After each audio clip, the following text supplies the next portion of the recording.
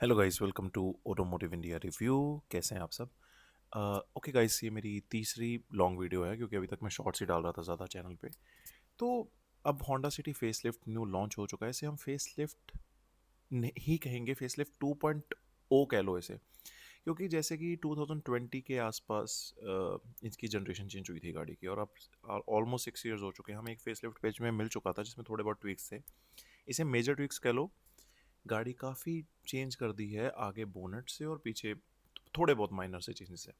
इसमें अब सबसे बड़ा इशू नहीं मैं कहूँगा, मैं ये कहूँगा कि फेसलिफ्ट 2.0 इसलिए है क्योंकि जब गाड़ी का जनरेशन चेंज होता है, जैसे कि क्रेटा को देख लो या सेल्टोस को देख लो, तो एक टाइम पे जब गाड़ी का जनरेशन चेंज होता है फेसलिफ्ट में आपको माइनर ट्विक्स मिलते हैं। अब होंडे की से हमें कुछ देखना चाहिए कि वो तो इंटीरियर वगैरह भी पूरे चेंज कर देते हैं गाड़ी में। इवन सनरूफ इंक्लूड हो रही है उनके अपने फेसलिफ्ट चेंजेस में, जब जब सेल्टोस का 2.0 फेसलिफ्ट आया था। अब होंडा मुझे नहीं लगता काफ़ी इंडिया के लिए सीरियस है इन चीज़ों के लिए, क्योंकि होंडा और सुजुकी में एक सबसे बड़ा नेगेटिव जो मुझे लगता है वो है कि वो अपना डिज़ाइन को काफ़ी लंबा खींचते हैं एप्पल की तरह। कि मतलब 10-10 साल एक ही गाड़ी का डिज़ाइन आपको बस थोड़े बहुत माइनर ट्विक्स के साथ दिखेगा।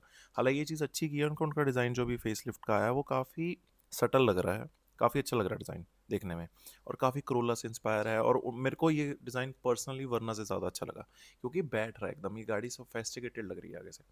बट जहाँ तक नेगेटिव्स जो मुझे गाड़ी में लगे वो ये है कि अभी भी इस गाड़ी में कुछ चीज़ों के ड्रॉबैक्स हैं। सबसे पहले I will discuss about benefits. क्या बेनिफिट्स मिलेंगे अगर आप ये गाड़ी की तरफ जाते हैं, और क्या नेगेटिव्स है इस गाड़ी में। सो अगर मैं बेनिफिट से स्टार्ट करूँ तो वही सेम चीज़ें जो आपको बाकी यूट्यूबर्स भी बताएंगे मैं भी बता रहा हूँ, बट फिर भी मैं इसके प्रॉन्स भी साथ साथ बताऊंगा। पहला बेनिफिट तो आपको ये मिलेगा कि ब्रिलियंट ड्राइविंग स्किल्स, डायनामिक्स, गाड़ी बहुत अच्छी चलती है, नॉइज़, रोड नॉइज़ कम है, एंड ऑल दैट स्टफ।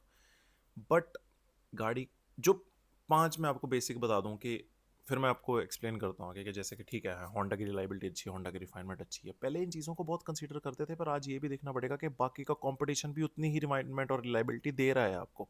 और आज की जनरेशन इतना 15-15 साल गाड़ियाँ नहीं घसीट रही, हर 4-5 सालों में अपनी गाड़ी अपडेट कर रही है, जो कि कड़वा सच है, but this is the truth.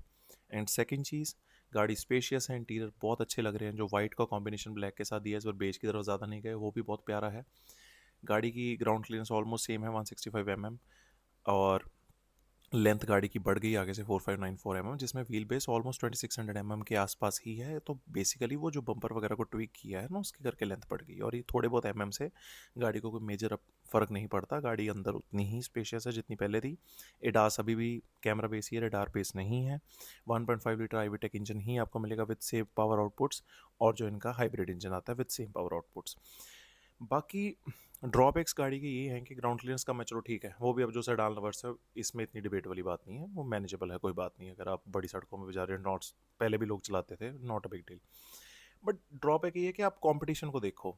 एक तो आप इतने साल बाद फेस लिफ्ट दे रहे हो, वो भी एक्सेप्टेबल है, कोई बात नहीं, माइनर सेम डैशबोर्ड है, सेम इंटीरियर लेआउट है, एवरीथिंग। टायर साइज अभी भी आपके वही हैं, मतलब पतला टायर आपका 185 सेक्शन का टायर दे रहे हो आप, जबकि आपका कंपटीशन 205 सेक्शंस के टायर दे रहा है। दूसरी बात, अब जर्मन गाड़ी में, और हुंडई वर्ना को मैं कंसीडर नहीं करूँगा, चलो उनके पास एटलीस्ट टर्बो इंजन की ऑप्शन भी है। आप देखो कि आज के यूथ को क्या चाहिए, पंच, पावर, थ्रिल।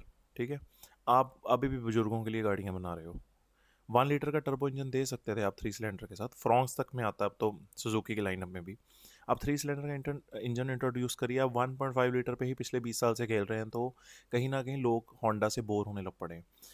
अब साउथ कोरिया से, मेरे ख्याल से, आई एम नॉट श्योर कि नॉर्थ या साउथ कोरिया में जो होंडा बंद हुई है, उसके पीछे मेजर रीज़न हम ये भी कंसीडर कर सकते हैं कि ठीक है कि होंडा की बिक्री हर जगह अब कम क्यों हो रही है। वर्ल्ड वाइड अभी भी अच्छा ब्रांड है, क्योंकि अब अगर आप एलए साइड में, कनाडा में, यूएसए में रह रहे हो, तो वहाँ पे लोग इतनी इतनी गाड़ियाँ अप डाउन करते हैं, उनकी गाड़ियाँ तो मिनट में 1-1 लाख 2-2 लाख रीच कर जाती हैं। तो वहाँ पे रिलायबिलिटी कंसर्न्स हैं। अब उनको थे कंसर्न, तो वो होंडा को प्रेफर करते हैं। आज भी होंडा का नाम है रिलायबिलिटी में, टोयोटा का नाम रिलायबिलिटी में है कि हाँ जी हम 15-15 साल गाड़ी का सीट रहेंगे। कुछ लोग नहीं गाड़ियाँ अपडेट कर सकते हर 5 सालों में। पर फिर भी होंडा को सोचना चाहिए कि जहाँ पे बाकी कंपटीशन इतने ज़्यादा अपडेट है इन चीज़ों को लेके, होंडई अपनी नेक्स्ट जनरेशन पे काम कर रही है। उनकी तीसरी जनरेशन आने वाली है क्रेटा की, सेल्टॉस की सेकंड जनरेशन आ गई विद इन 7 ईयर्स। तो आपको ये चीज़ें सोचनी चाहिए कि अगर हमें अपनी सेल्स बढ़ानी है। अब आप एलिवेट का एग्जांपल दे लो, अच्छी गाड़ी है, same engine, same boring design. अब लोग कहेंगे नहीं नहीं एम बोरिंग है, तेरे को बहुत पता है भाई।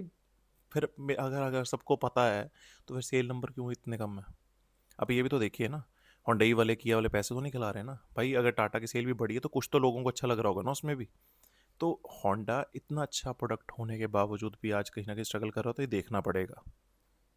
बाकी फिर भी आप अगर इस गाड़ी को कंसीडर करना चाहते हैं तो आप करें, अच्छी गाड़ी है। होंडा से कभी भी लोगों को शिकायत नहीं रही रिलायबिलिटी और रिफाइनमेंट के चक्कर में। एवरेज भी अच्छी है हाइब्रिड की तो खास करके। बाकी मैं और वीडियोस लाऊंगा इस चैनल पे। आप चैनल पे नए तो चैनल को सब्सक्राइब करें।